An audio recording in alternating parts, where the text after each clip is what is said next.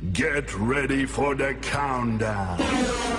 10, 9, 8, 7, 6, 5, 4, 3, 2, 1, 0.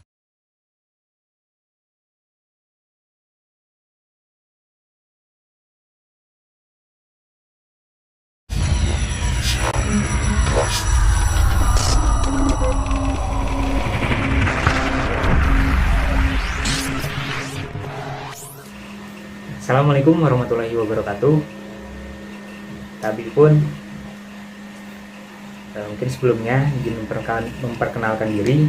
Nama saya Asif Supriyadi. Saya mahasiswa semester 6 jurusan BKPI UIN Raden Intan Lampung. Dan di sini saya akan memaparkan beberapa poin yaitu tugas UTS ujian tengah semester. Yang pertama yaitu mengenai teknologi informasi dan inovasi.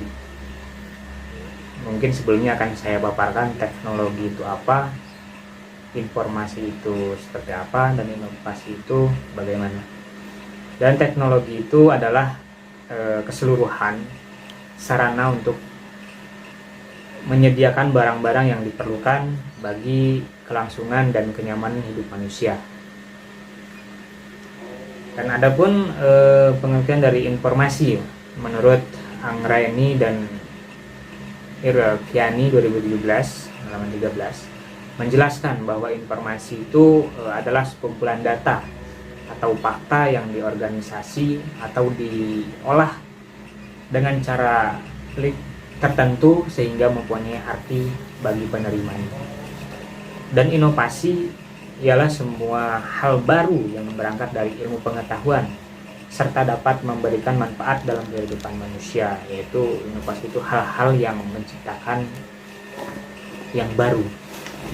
Maka dari itu dapat disimpulkan bahwa pengertian teknologi informasi dan inovasi itu adalah tata cara ataupun sistem yang digunakan oleh manusia untuk menyampaikan pesan ataupun informasi. Nah, dan seiring dengan perkembangan komputer dan peralatan komunikasi modern, pengertian teknologi informasi ini dan komunikasi dapat diartikan sebagai pemanfaatan perangkat komputer dan perangkat lainnya sebagai alat untuk memproses, menyajikan, serta mengelola data dan informasi dengan berbasis pada peralatan komunikasi. Dan dalam hal ini dapat dikembangkan dengan hal-hal yang baru, dan yang mana tadi sudah dijelaskan bahwasanya inovasi itu menciptakan hal-hal yang baru. Dan untuk yang poinnya selanjutnya yaitu di sini saya akan memaparkan masa prasejarah. Nah, pada masa prasejarah manusia telah mengenal teknologi dan berkomunikasi antara satu sama lain.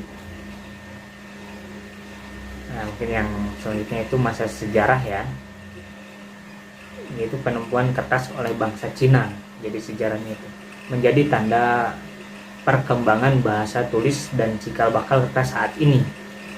Pada masa ini kertas terbuat dari serat bambu yang dihaluskan, disaring, dicuci, kemudian diratakan dan dikeringkan. Dengan ditemukannya kertas, muncul teknologi percetakan dan menggunakan balok kayu yang dilumuri tinta dan dicap pada kertas. Nah, untuk yang selanjutnya yaitu masa modern ya. Jadi masa modern ini memasuki abad ke-14, mulai disebut dengan masa modern.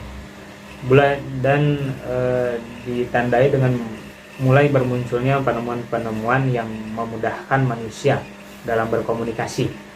Beberapa teknologi komunikasi yang digunakan yaitu seperti mesin cetak ya, yaitu pada tahun 1455, dan yang selanjutnya itu mesin analitik pada tahun 1830,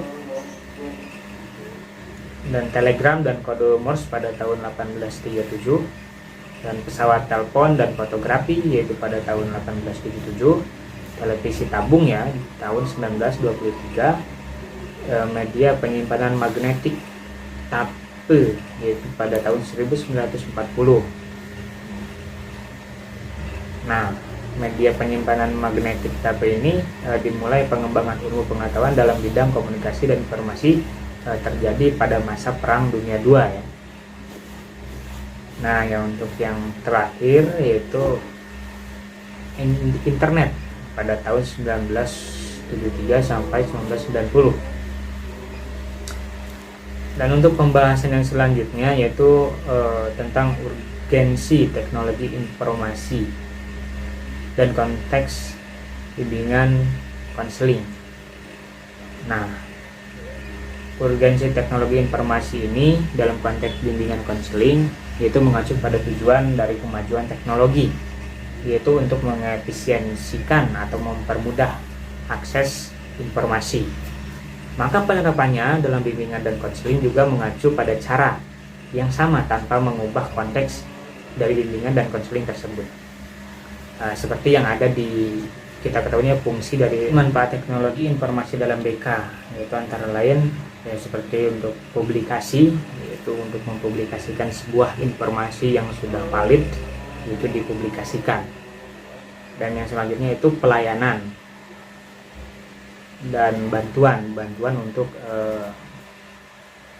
menginformasikan segala sesuatu yang berbentuk informasi ataupun pemberitahuan.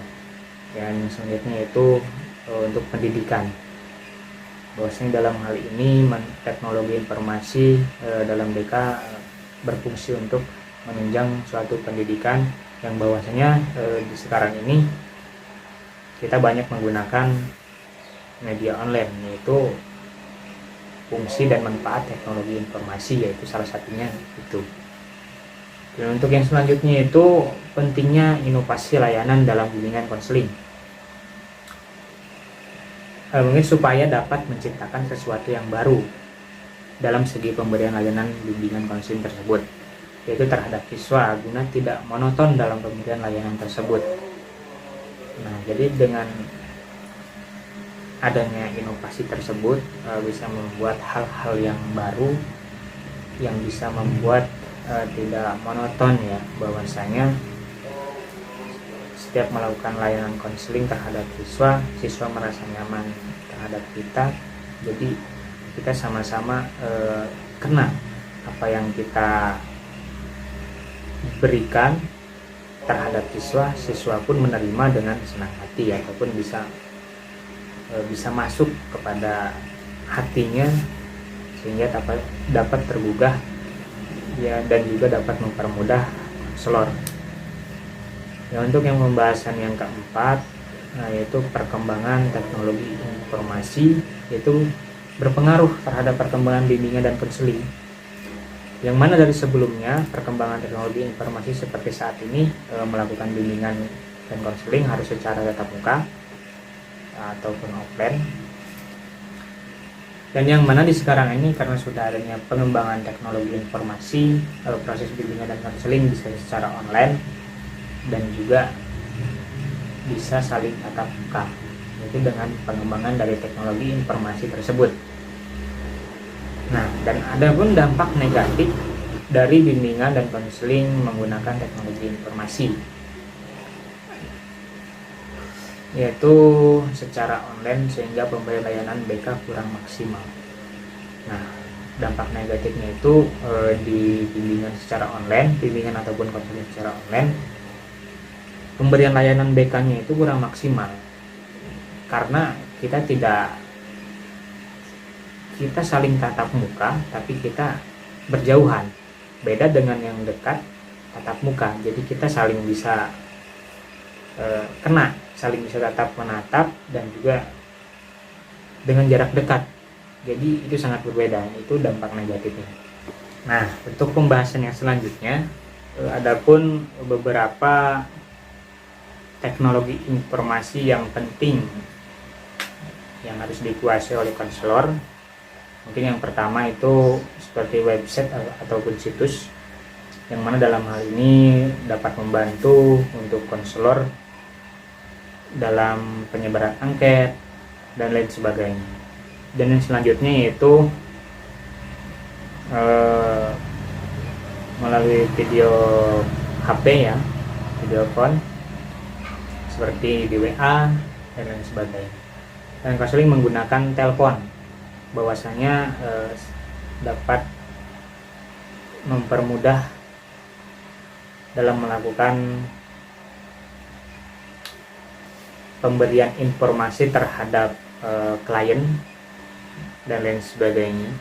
Dan yang selanjutnya yaitu konseling menggunakan aplikasi Zoom Meeting, bahwasanya dalam hal ini bisa digunakan untuk melakukan sesi konseling ataupun bimbingan pemberian layanan terhadap klien. Dan yang selanjutnya yaitu konseling menggunakan HP. Nah, konseling menggunakan HP ini banyak cabangnya. Ya, mungkin salah satunya bisa di WA, di aplikasi WA, dan juga bisa SMS biasa, dan masih banyak lagi. Dan untuk yang selanjutnya, yang terakhir yaitu konseling menggunakan komputer.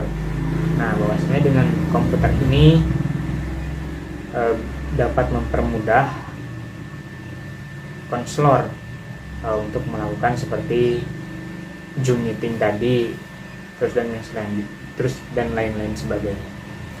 Dan yang terakhir yaitu untuk pembahasan yang ketujuh,